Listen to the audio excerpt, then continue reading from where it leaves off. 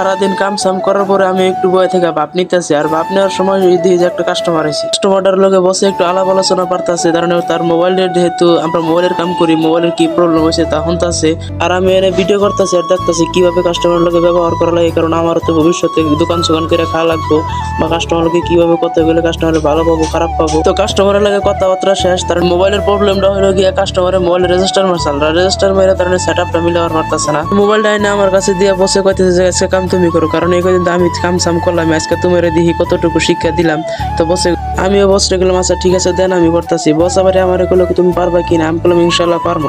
আর এটা তো সিম্পল কাম, এটা সবাই করবো, যারা 2-3 দিন দোকানে থাকছে তারা এই কামটা করবো।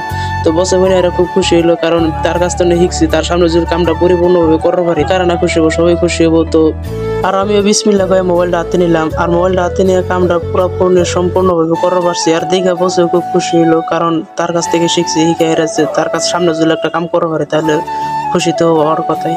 আর যদি কারো এই ধরনের প্রবলেম হয়ে থাকে, মোবাইলের যে কোনো প্রবলেম, তো লক করতে পারেন, মেসেজ দিতে পারেন, খুব কম খরচে করে দিতে পারবেন ইনশাআল্লাহ।